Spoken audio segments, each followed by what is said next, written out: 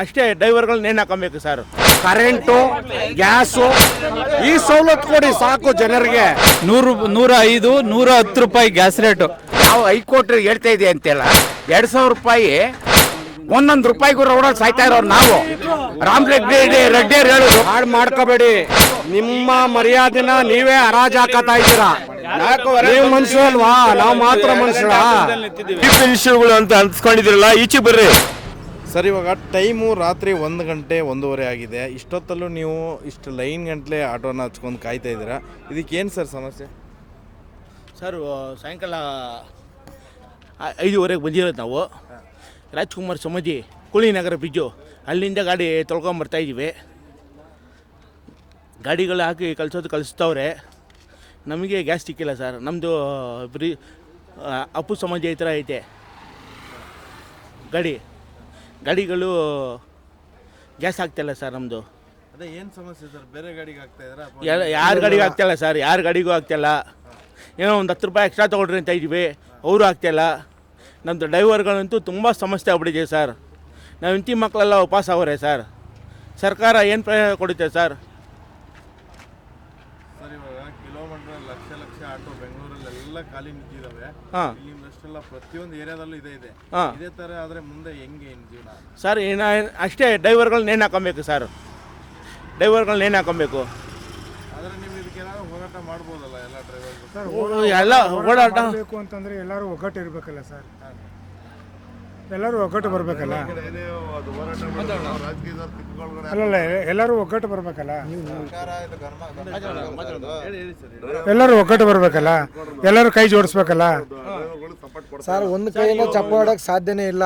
ಎರಡು ಕೈ ಸೇರಿದ್ರೆ ಚಪ್ಪ ಹೊಡಕ್ ಆಲ್ರೆಡಿ ಇಲ್ಲಿ ಸಂಜೆ ಒಂದು ದಾರಿ ತರಬಹುದು.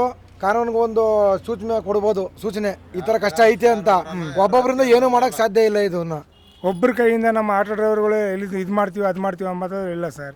ಎಲ್ಲರೂ ಕೈ ಜೋಡಿ. ಈ ಕೇಂದ್ರ ಸರ್ಕಾರನೂ ಸೇರಿಲ್ಲ, ನಮ್ಮ ರಾಜ್ಯ ಸರ್ಕಾರವೂ ಸೇರಿಲ್ಲ, ಮೋದಿನೂ ಸೇರಿಲ್ಲ, ಸಿದ್ದರಾಮಯ್ಯನೂ ಸೇರಿಲ್ಲ. ಒಂದು ನಮ್ಮ ಆಟೋದರ ಕುತ್ತಿಗೆ ಕುಯ್ತವ್ರೆ ಅವರು. ಒಂದು ಅದು ಏನಾಯ್ತದೆ ಅಂತ ಪರಿಣಾಮ ಗೊತ್ತಿಲ್ಲ. ಮುಂದಕ್ಕೆ ಕಾಂಗ್ರೆಸ್ಗೆ ಎಫೆಕ್ಟ್ ಆಯ್ತದೆ ನಮ್ಮ ಕರ್ನಾಟಕದಲ್ಲಿ. ಇದರಲ್ಲಿ ಮೋದಿಗೆ ಎಫೆಕ್ಟ್ ಆಯ್ತದೆ. ಮೋದಿನೂ ಸೇರಿಲ್ಲ, ಸಿದ್ದರಾಮಯ್ಯನೂ ಸೇರಿಲ್ಲ. ಅದು ಎರಡನೇ ಮಾತಿಲ್ಲ.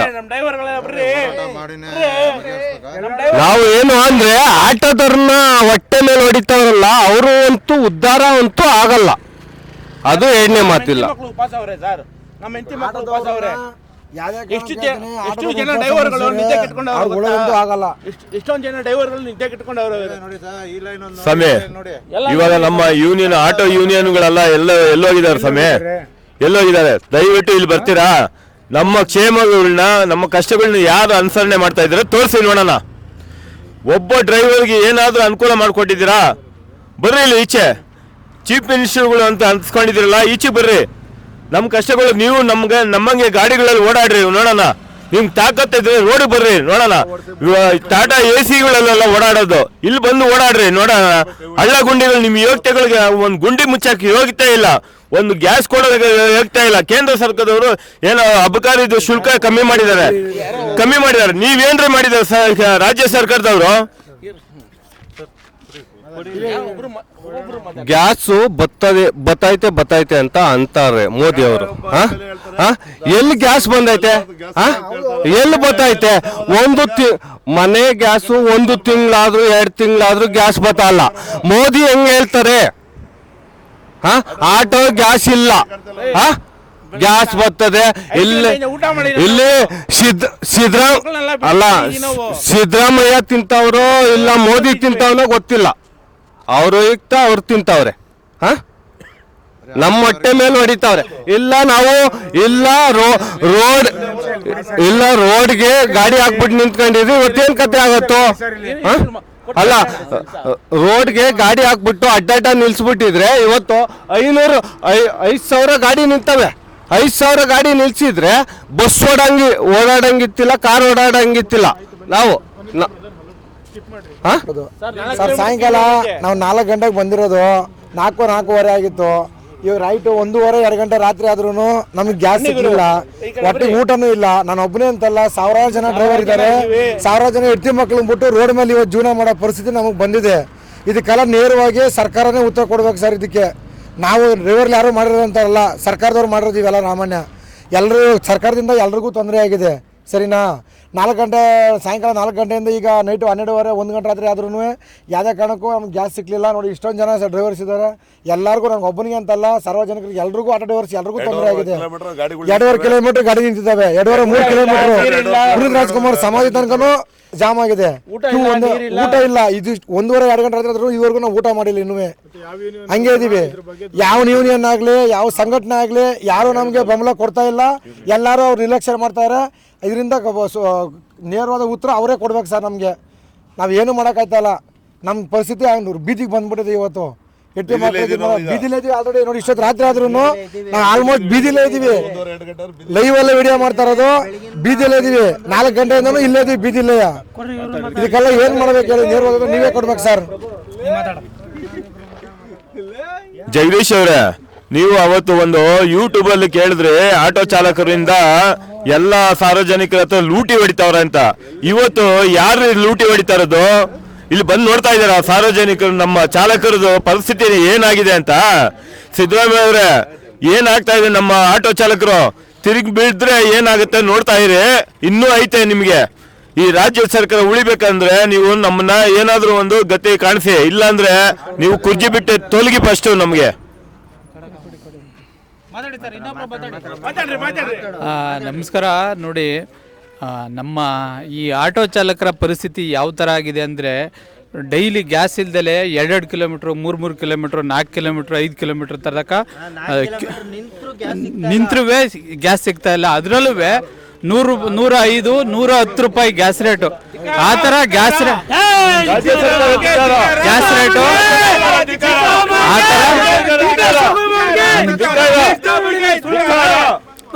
ಗ್ಯಾಸ್ ರೇಟು ಆ ಥರ 105 ರೂಪಾಯಿ, 110 ರೂಪಾಯಿ ಆಗಿದೆ. ಆದ್ರೂ ನಮ್ಮ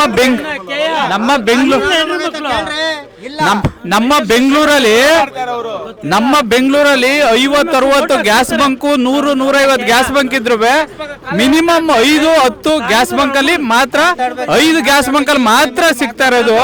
ಇಷ್ಟೊತ್ತಾದ್ರೂ ಈ ನಮ್ಮ ಆಟೋ ಚಾಲಕರೆಲ್ಲ ಹೆಂಡತಿ ಮಕ್ಕಳು ಫ್ಯಾಮಿಲಿ ಎಲ್ಲ ಬಿಟ್ಟು ಬಂದು ಇಲ್ಲಿ ಕಾಯ್ತಾ ಇದೀವಿ. ಅಂದ್ರೆ ಯಾಕೆ ಅಂದ್ರೆ ನಮಗೆ ಜೀವನ ಮಾಡೋಕ್ಕೋಸ್ಕರ ಗ್ಯಾಸ್ ಇಲ್ಲ. ಬೆಳಿಗ್ಗೆ ನಾವು ಜೀವನ ಮಾಡಿದ್ರೆ ಬಾಡಿಗೆ ಕಟ್ಟಬೇಕು, ಫ್ಯಾಮಿಲಿ ಮೇಂಟೈನ್ ಮಾಡಬೇಕು, ಚೀಟಿ ಕಟ್ಟಬೇಕು, ಲೋನ್ಗಳು ಕಟ್ಟಬೇಕು, ಗಾಡಿ ಲೋನ್ಗಳು, ಎಷ್ಟೋ ಫೈನಾನ್ಸ್ ಲೋನ್ಗಳು ಇವೆ. ಅದರಿಂದ ಮಕ್ಕಳು ಫೀಸ್ಗಳು ಇವೆಲ್ಲ ಕಟ್ಟೋದ್ರಿಂದ ನೈಟ್ ಇಷ್ಟೊತ್ತಾದ್ರೂ 1 ಗಂಟೆ ಆದ್ರೂ ಇಲ್ಲಿ ಕಾಯ್ಕೊಂಡು ಕೂತಿದೀವಿ ಗ್ಯಾಸ್ ಬಂಕ್ ಹತ್ರ. ಒಂದು ಸ್ಟಾಕ್ ಬಂದ್ರೆ ಬೆಳಿಗ್ಗೆ 6 ಗಂಟೆಗೆ ಹಾಕೋದು. ನಾವು ಬೆಳಿಗ್ಗೆ 6 ಗಂಟೆಗೆ ನಿದ್ದೆ ಇಲ್ದಲೆ ಈ ರೀತಿ ಗ್ಯಾಸ್ ಹಾಕ್ಸ್ಕೊಂಡು ನಾವು ಯಾವ ಥರ ಜೀವನ ಮಾಡಬೇಕು? ನೀವು ಅಲ್ಲೆಲ್ಲ ಇದ್ಕೊಂಡು ನಾವು ಪಕ್ಷ ಗೆಲ್ಲಬೇಕು, ಕಾಂಗ್ರೆಸ್ ಪಕ್ಷ ಗೆಲ್ಲಬೇಕು ಅಂತೇಳಿ ನಿಮ್ಮದೇ ಆದಂಥ ಒಂದು ಇದರಲ್ಲಿ ಇದ್ದೀರಾ ನೀವು. ಫಸ್ಟು ಆಟೋ ಚಾಲಕರ ಗೋಳಿನ ಪರಿಸ್ಥಿತಿಯನ್ನು ನೋಡಿ ನೀವು ಅವ್ರನ್ನ ಉಳಿಸಿದ್ರೆ ನೀವು ಮುಂದೆ ಉಳ್ಕೊಂತೀರ. ನಿಮ್ಮ ಯಾವುದೇ ಸರ್ಕಾರ ಕೂಡ ಬಂದರೂ ಕೂಡ, ಕೇಂದ್ರ ಸರ್ಕಾರ ಆಗಲಿ ರಾಜ್ಯ ಸರ್ಕಾರ ಆಗಲಿ, ನಿಮಗೆ ಇವೆಲ್ಲ ಕಣ್ಣಿಗೆ ಕಾಣ್ತಾ ಇಲ್ವಾ? ಕಣ್ಣಿಗೆ ಕಂಡ್ರು ನೀವು ಕಣ್ಣು ಮುಚ್ಕೊಂಡು AC ರೂಮಲ್ಲಿ ಆರಾಮಾಗೆ ಮನೇಲಿ ಮನಗಿದ್ದೀರಾ. ಇಷ್ಟೊತ್ತಾದ್ರೂ ನಾವು ಆಟೋ ಚಾಲಕರು ಬೀದಿಗೆ ಈ ತರ ಇಳಿದು ಆ ಗ್ಯಾಸ್ ಇಲ್ದಲ್ಲ ಈ ತರ ಪರಿಸ್ಥಿತಿನ ಗೋಲ್ನ ನೀವು ಕಣ್ಣಾರ ನೋಡ್ಬಿಟ್ಟು ನಮ್ಮ ಆಟೋ ಚಾಲಕರ ಗೋಳು ನಿಮ್ಮನ್ನ ಮುಟ್ಟದಲ್ಲೇ ಬಿಡಲ್ಲ. ನೀವು ಯಾವುದೇ ಕಾರಣಕ್ಕೂ ನಿಮ್ಮ ಸರ್ಕಾರ ಇರಲ್ಲ, ಖಂಡಿತವಾಗ್ಲೂ ಹೇಳ್ತೀನಿ. Thank you.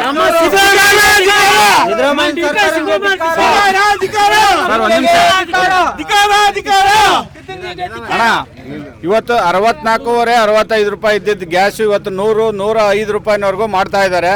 ನಾವು 1 ರೂಪಾಯಿ ಎಕ್ಸ್ಟ್ರಾ ಕೇಳಕ್ ಹೋದ್ರು ಕಸ್ಟಮರ್ ಯಾರು ಕೊಡಲ್ಲ. ಇದು ನಮ್ಮ ತಲೆ ಮೇಲೆ ಚಪ್ಪಡಿ ಎಳೆದ್ಬಿಟ್ಟಿದ್ದಾರೆ ಇವಾಗ ಸರ್ಕಾರ.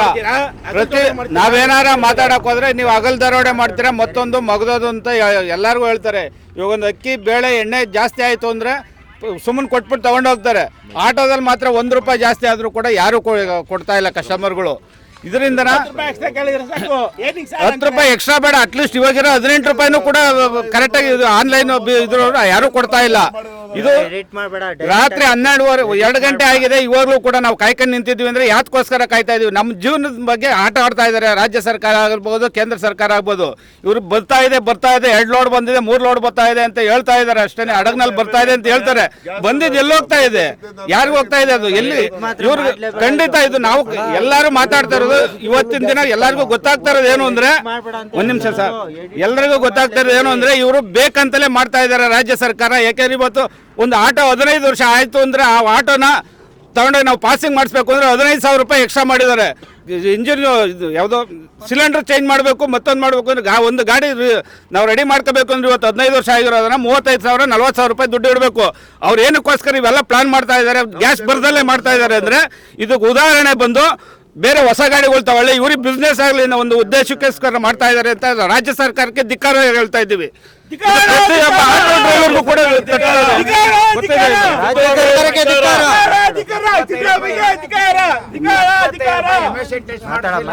ರೂಪಾಯಿ ಫೈನ್ ಹಾಕ್ತಾರೆ.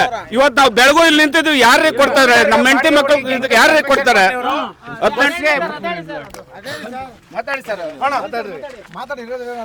ದಯವಿಟ್ಟು ಹೇಳೋದನ್ನ ಅರ್ಥ ಮಾಡ್ಕೊಳ್ಳಿ. ಒಬ್ಬ ಆಟೋ ಡ್ರೈವರಿಂದ ಸರ್ಕಾರ ನಡೀತದೆ ಅಂತ ಹೇಳ್ತಾ ಇಲ್ಲ, ಪ್ರತಿಯೊಬ್ಬರಿಂದ ತಿಳ್ತಾ ಇದ್ದೀನಿ. ನಾವು 1 ರೂಪಾಯಿ ಟ್ಯಾಕ್ಸ್ ಕಟ್ತೀವಲ್ಲ, ಅದರಿಂದ ಯಾವ ಹೈಕೋರ್ಟ್ ಹೇಳ್ತಾ ಇದೆ ಅಂತೆಲ್ಲ 2,000 ರೂಪಾಯಿ ಫ್ರೀ ಕೊಟ್ಬಿಟ್ಟು ಇಲ್ಲಿ ನಮಗೆ ರೋಡಲ್ಲಿ ಬೀದಿ ಮಲಗಿಸ್ತಾ ಇದ್ದೀರಲ್ಲ, ಇದು ಯಾವ ಧರ್ಮ? ಜೊತೆಗೆ 75 ರೂಪಾಯಿ ಒಂದು ಅದು ಹೊಗೆ ಎಮಿಷನ್ ಟೆಸ್ಟ್ ಮಾಡಿಲ್ಲ ಅಂದರೆ, ಎಮಿಷನ್ ಟೆಸ್ಟ್ ಮಾಡಿಲ್ಲ ಅಂತ ಹೇಳಿದ್ರೆ 1,000 ರೂಪಾಯಿ ಫೈನ್ ಹಾಕ್ತೀರಾ. ನಾವು ಅದೇ 2 ವೀಲರ್ಗಳಿಗೆ ಪರ್ಮಿಷನ್ ಇಲ್ದಲೇ ರ್ಯಾಪಿಡೋದರು ಓಲೋದರು ಅವರು ಇವ್ರ ಹತ್ರ ದುಡ್ಡು ಇಸ್ಕೊಂಡು ನಮ್ಗೆ ನಾವ್ ಯಾಕೆ ಪರ್ಮಿಟ್ ಮಾಡಬೇಕು? ಟ್ಯಾಕ್ಸ್ ಯಾಕೆ ಕಟ್ಟಬೇಕು? 1 ರೂಪಾಯಿಗೂ ರೋಡಲ್ಲಿ ಸಾಯ್ತಾ ಇರೋರು ನಾವು. ರಾಮ್ ರೆಡ್ಡಿಯವ್ರು ಹೇಳೋದು ಎಲ್ಲ ಮಾಡ್ಕೊಡ್ತೀವಿ, ಅದ್ ಮಾಡ್ತೀವಿ, ಇದ್ ಮಾಡ್ತೀವಿ. ಇವತ್ತೆಲ್ಲಿ ಹೋಗಿದ್ದಾರೆ ಅವರು? ಅವ್ರು ಎಲ್ಲ ಗಾಡಿಗಳು ತಗೊಂಡು ಅವ್ರ ಎಲೆಕ್ಟ್ರಿಕ್ ಗಾಡಿಗಳು ಕೊಡ್ಲಿ, ನಾವು ಅದಕ್ಕೂ ತಯಾರಿ ಇದ್ದೀವಿ. ನಮ್ಮ ಗಾಡಿ ತಗೊಂಡು ಅವ್ರು ಕೊಡ್ಲಿ, ಸಾಲ ಕಟ್ಟೋ ಕೈ ಶಕ್ತಿ ಇಲ್ಲ. ನಾವು ಕೊಡೋ 1 ರೂಪಾಯಿ ಟ್ಯಾಕ್ಸ್ ಅಲ್ಲಿ ನೀವು ಅನ್ನ ತಿಂತಾ ಇರೋದು. ಇದನ್ನ ಬಿಟ್ಬಿಟ್ಟು ಸುಮ್ಮನೆ ಜನಗಳು ತೊಂದರೆ ಕೊಟ್ಕೊಂಡು ರಾತ್ರಿ ಕಾಯಿಸಿ, ನನ್ಗೆ 64 ವರ್ಷ ವಯಸ್ಸು, ಎಷ್ಟು 6 ರೂಪಾಯಿ ಪೆಟ್ರೋಲ್ 5 ರೂಪಾಯಿ ಪೆಟ್ರೋಲ್ ಗಾಡಿ ಓಡಿಸಿದೀವಿ. ಇದಕ್ಕೇನು ಮನುಷ್ಯತ್ವ ಇಲ್ವಾ? ರಾಜಕೀಯ ಸ್ವಾರ್ಥಕ್ಕೋಸ್ಕರ ಯಾಕ್ರಿ ಜನಗಳು ಬಲಿ ಕೊಡ್ತಾ ಇದ್ದೀರಾ? 50-60 ವರ್ಷದಿಂದಲೂ ಹೇಳ್ತಾನೆ ಇದ್ದಾರೆ. ಆಟೋ ಡ್ರೈವರ್ಗಳಿಗೆ ಮನೆ ಕೊಡ್ತೀವಿ, ಇನ್ನೊಂದು ಕೊಡ್ತೀವಿ, ಮತ್ತೊಂದು ಕೊಡ್ತೀವಿ. ನಮ್ಮ ತಾಯಿನ ಯಾವ ಸರ್ಕಾರನೂ ಕೊಡಲ್ಲ. ನಮ್ಮ ಹೆಣ್ಣು ಮಕ್ಕಳು ನಾವೇ ಸಾಕ್ಬೇಕು, ನಮ್ಮನೆ ಬರ ನಾವೇ ಅನುಭವಿಸ್ಬೇಕೆ ಹೊರತು ಬೇರೆ ಯಾವನು ಕೊಡಲ್ಲ. ಯಾರು ಕೊಡೋದು ಬೇಡ, ನಮಗೆ ಕರೆಕ್ಟಾಗಿ ಗ್ಯಾಸ್ ಕೊಡಿ. ಇರೋಂಥ ರೂಲ್ಸ್ಗಳು ಕೆಲವು ಕೆಟ್ಟ ರೂಲ್ಸ್ಗಳು ಮಾಡಿದ್ರೆ ಅದನ್ನ ಕಿತ್ತು ಬಿಸಾಕಿ ಫಸ್ಟ್ ನಮ್ಮ ಜೀವನ ಮಾಡೋದಕ್ಕೆ ದಾರಿ ಮಾಡಿಕೊಡಿ. ಹೇಳಕ್ ನಾವು ಇಷ್ಟಪಡ್ತೀವಿ. ಇಲ್ಲ ಅಂದ್ರೆ ಮುಂದಿನ ದಿನಗಳಲ್ಲಿ ಪ್ರತಿಯೊಂದು ಮನೆ ಗಲ್ಲಿಗಳಲ್ಲೂ ಇದಾವೆ. ಎಲ್ಲರೂ ಉಗ್ರವಾದ ಹೋರಾಟ ಮಾಡಬೇಕಾಗುತ್ತೆ. ನೀವು ಯೋಚನೆ ಮಾಡಿ ಸರ್ಕಾರ. ಈಗ ನಮ್ಮ ಸರ್ಕಾರದವರು ಏನ್ ಮಾಡ್ಕೊಂಡಿದ್ದಾರೆ ಅಂದ್ರೆ, ಈಗ 500 ರೂಪಾಯಿ ಫೈನ್ ಕಟ್ಟಕ್ಕೂ ರೆಡಿ ಇದೀವಿ, 1,000 ರೂಪಾಯಿ ಫೈನ್ ಕಟ್ಟಕ್ಕೂ ರೆಡಿ ಇದೀವಿ. ಆದ್ರೆ ಸರ್ಕಾರದವ್ರು ಇವಾಗ ಎಲ್ಲಿದ್ದಾರೆ? ಅಲ್ಲಿ ಉಪಚುನಾವಣೆ ನಡೆಸ್ತಾ ಇದಾರಲ್ಲ, ಉಪಚುನಾವಣೆ ಅಧಿಕಾರ ಚೇರು ಬುಡ ಗಟ್ಟಿ ಮಾಡ್ಕೊಳಕ್ ಕೂತ್ಕೊಳ್ಳೋಕೆ. ಆದ್ರೆ ಇದೇ ಜನ ಏನು ಇದೇ ಆಟೋ ಚಾಲಕರು ಕರ್ನಾಟಕದಲ್ಲಿ ದಿನನಿತ್ಯ ಸಾರ್ವಜನಿಕರಿಗೆ ಸೇವೆ ಕೊಡ್ತಾ ಇದ್ದೀವಿ, ಅದನ್ನ ಅವ್ರ ಗಮನ ಇಲ್ಲ. ಚುನಾವಣೆಯಲ್ಲಿ ನಮ್ಮ ಬೆಳೆ ಬೇಯಿಸ್ಕೊಳಕ್ಕೆ ಅಲ್ಲೋಗಿ ದಾವಣಗೆರೆಯಲ್ಲಿ ಕೂತವ್ರೆ ಅವ್ರವ್ರ ಬೆಳೆ ಬೇಯಿಸ್ಕೊಳಕ್ಕೆ. ಇಲ್ಲಿ ರಾಜ್ಯದಲ್ಲಿ ಬೆಂಗಳೂರು ರಾಜಧಾನಿ, ಅಲ್ಲಿ ಏನ್ ಆಗ್ತಿದೆ? ಆಟೋ ಚಾಲಕರು ನಾಳೆ ದಿವಸ 2 ಕೈ ಮುಗಿ ಹೊತ್ಕೊಂಬತ್ತಾರೆ. ಎಂತಕ್ಕೆ? ನಾಳೆ ದಿವಸ ನಿಮ್ಗೆ ಕಾದದೆ ಹೊಡಿತೀವಿ ಅಂತ ತೋರಿಸ್ಕೊಂಬತ್ತಾರೆ. ಏನ್ ಮಾಡ್ತಾ ಇದ್ದಾರೆ ಸರ್ಕಾರ? 5 ರೂಪಾಯಿ ಕೇಳಿದಷ್ಟ ನಾಳೆ ದಿವಸ ಆಲೆ ಟಿವಿಲಿ ಬಂದ್ಬಿಡ್ತಾ ಇದೆ ದೊಡ್ಡದಾಗಿ, ಆಟೋ ಚಾಲಕರು ಹಗಲು ದರೋಡೆ ಮಾಡ್ತಾರೆ ಅಂತ. ಸರ್ಕಾರ ಏನು 5 ವರ್ಷ ಬಂದು ಏನು ಆಡಳಿತ ಮಾಡ್ತಾವ್ರೆ ಇವರು? ಮೋದಿಗೂ ಧಿಕ್ಕಾರ, ಸಿದ್ದರಾಮಯ್ಯಗೂ ಧಿಕ್ಕಾರ, ಮೋದಿಗೂ ಧಿಕ್ಕಾರ, ಸಿದ್ದರಾಮಯ್ಯಗೂ ಧಿಕ್ಕಾರ, ಮೋದಿಗೂ ಸಿದ್ದರಾಮಯ್ಯ,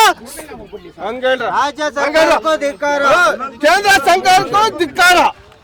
ಸ್ವಾಮಿ ಯಾವನು ಬೇಡ. ಇಲ್ಲಿ ಉಪಮುಖ್ಯಮಂತ್ರಿಗಳೇ, ಇಲ್ಲಿಂದ ನಮ್ಮ ಕರ್ನಾಟಕ ರಾಜ್ಯದ ದುಡ್ಡುಗಳು ಹಣವನ್ನು ತೆಗೆದುಕೊಂಡು ಬೇರೆ ರಾಜ್ಯಕ್ಕೆ ಸಪ್ಲೈ ಮಾಡ್ತಾ ಇದ್ದೀರಾ. ಅದು ಅದೇ ದುಡ್ಡು ನಮ್ಮ ಚಾಲಕರಿಗೆ ಉಪಯೋಗ ಮಾಡಕ್ ಆಗಲ್ವಾ ನಿಮ್ ಕೈಲಿ? ಹೇಳಿ ಸ್ವಾಮಿ ರಾಮಲಿಂಗಾರೆಡ್ಡಿ ಸಾಹೇಬ್ರೆ, ಎಲ್ಲಿದ್ದೀರಾ ನೀವು? ನಮ್ಮ ಪರಿಸ್ಥಿತಿ ನೋಡ್ತಾ ಇದ್ದೀರಾ ನೀವು? ಇಷ್ಟೆಲ್ಲ ಅವಾಂತರಗಳು ಆಯ್ತಾ ಇರೋದು ಯಾರಿಂದ? ನಮ್ಮ ರಾಜ್ಯ ಸರ್ಕಾರದಿಂದ. ಎಲ್ಲಿದ್ದೀರಾ ನೀವೆಲ್ಲ? ಹೋಗಿ AC ರೂಮಲ್ಲಿ ಮಲಗೋದಲ್ಲ, ಬಂದು ಒಂದು ಆಟೋ ರಿಕ್ಷಾದಲ್ಲಿ ಹತ್ತಿ ಓಡಾಡಿ ನೋಡಿ, ಗೊತ್ತಾಗುತ್ತೆ ನಿಮ್ಮ ಪರಿಸ್ಥಿತಿನ. ಅವರು ಅದೇ ದಿನನಿತ್ಯ ಓಡಾಡಂತ ಸಾರ್ವಜನಿಕರಿಗೂ ತೊಂದರೆ ಆಗಿದೆ. ನಾವು ರಿಕ್ವೆಸ್ಟ್ ಮಾಡಿ ಅವ್ರ ಹತ್ರ ಗ್ಯಾಸ್ ರೇಟ್ ಜಾಸ್ತಿ ಆಗಿದೆ, ಒಂದು 5 ರೂಪಾಯಿ ಜಾಸ್ತಿ ಕೊಡಿ ಅಂದ್ರೆ ಇದನ್ನ ತಿಳಿದಿರೋರು ಕೊಡ್ತಾರೆ. ಕೆಲವರು ಇಲ್ಲ ಮೀಟರ್ ಎಷ್ಟಿದೆಯೋ ಅಷ್ಟು ತಗೊಳ್ಳಿ, ಅದನ್ನೆಲ್ಲ ನಮ್ಗೆ ಹೇಳಲೇಬೇಡ ಕತೆ ಅಂತ ಹೇಳ್ತಾರೆ. ಎಷ್ಟು ಹೇಳಿದ್ರು ದಯವಿಟ್ಟು ಬೇಜಾರು ಮಾಡ್ಕೊಬಿಡಿ ಸ್ವಾಮಿ. ಬಿಹಾರ, ರಾಜಸ್ಥಾನ, UP ಅವರೆಲ್ಲ ಬಂದು ಕುಲ ಗೋತ್ರ ಏನಿಲ್ಲ, ಎಲ್ಲಿ ಅಗಲ್ದವ್ರಡೆ ಮಾಡಿ ಕೊಲೆ ಮಾಡಿ ಲೂಟಿ ಮಾಡ್ಕೊಂಡು ಹೋಗ್ತಾರೆ. ಇಲ್ಲಿ ಹುಟ್ಟಿ ಬೆಳೆದವರು ಜಾತಿ ಮತ ಇದುವರೆಗೂ ಯಾರು ನೋಡಿಲ್ಲ. ಎಲ್ಲ ಹಿಂದೂಗಳು ಅನ್ಕೊಂಡೇ ಬದುಕ್ತಾವೆ. ಮುಸ್ಲಿಮ್ಸ್ ಅವರು, ಕ್ರಿಶ್ಚಿಯನ್ಸ್ ಎಲ್ಲ ಒಂದೇ ಜಾತಿ ಅಂತೀವಿ. ಅದು ಬಿಟ್ಬಿಟ್ರೆ ಅವ್ರು ಬಂದು ಲೈಸೆನ್ಸ್ ಇಲ್ಲ, ಏನು ಇಲ್ಲ, ಕಸ ಗುಡ್ಸೋರು ಎಲ್ಲ ಲೂಟಿ ಮಾಡ್ತಾವ್ರೆ.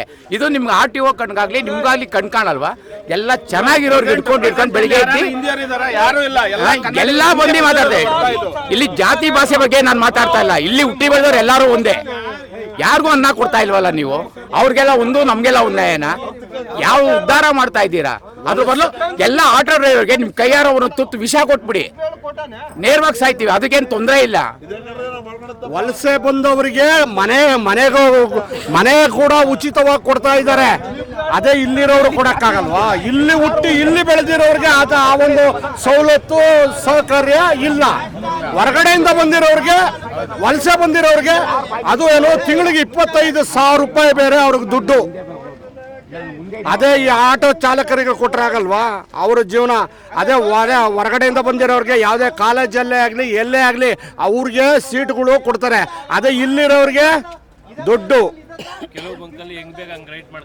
ರೈಟ್ಗಳು ಜಾಸ್ತಿ ಮಾಡ್ಕೊಂಡಿದ್ದಾರೆ. ಗೌರ್ಮೆಂಟ್ ಹೇಳೋರಿಲ್ಲ, ಕೇಳೋರಿಲ್ಲ. ಇದ್ರ ಬಗ್ಗೆ ಏನಾರ ಸರ್ಕಾರ ತನಿಖೆ ಮಾಡ್ತಾ ಇದೆಯಾ? ಇಲ್ಲ. ಇವಾಗ ನೋಡಿ ಎಷ್ಟೊತ್ತು ಗ್ಯಾಸ್ಗೋಸ್ಕರ ಸಾಯ್ತಾ ಇದೀವಿ. 2 ಗಂಟೆ ಆದ್ರೂ ನೀವು AC ರೂಮಲ್ಲಿ ಆರಾಮಾಗಿ ತಣ್ಣ ಮಲಗಿರ್ತೀರಾ. ಯಾರು ಒಂದು ಊಟ ಮಾಡಿಲ್ಲ, ಎಲ್ಲ ನೀವು ಮನುಷ್ಯ ಅಲ್ವಾ? ನಾವು ಮಾತ್ರ ಮನುಷ್ಯರ? ಊಟ ಮಾಡಿಲ್ಲ ಸರ್, ನಿಜವಲ್ವೇ ನಾಚಿಕೆ ಆಗ್ಬೇಕು ನಿಮ್ಮ ಸರ್ಕಾರಕ್ಕೆ. ಮಾಡಿಲ್ಲ ಇಲ್ಲಿರೋರು, ಯಾರು ಕೇಳ್ತಾರೆ? ಅರ್ಥ ಮಾಡ್ಕೊಳ್ಳಿ. ದೇವರ ಎಲ್ಲಿಂದ ಎಲ್ಲಿವರೆಗೂ ಐತಿ ಗೊತ್ತಾ ಡ್ರೈವರ್ಗಳು? ಹಾಳು ಮಾಡ್ಕೋಬೇಡಿ. ನಿಮ್ಮ ಮರ್ಯಾದೆನ ನೀವೇ ಹರಾಜು ಹಾಕತಾ ಇದ್ದೀರಾ. ಎಷ್ಟು ಅಂತ ಹರಾಜು ಹಾಕೊಳ್ಳಕ್ಕೆ ಜನಕ್ಕೆ ಅವಕಾಶ ಕೊಡ್ತಾ ಇದ್ದೀರಾ ಅಂದ್ರೆ ಅಷ್ಟಿಷ್ಟಲ್ಲ ನೀವು ಅವಕಾಶ ಕೊಡ್ತಾ ಇರೋದು.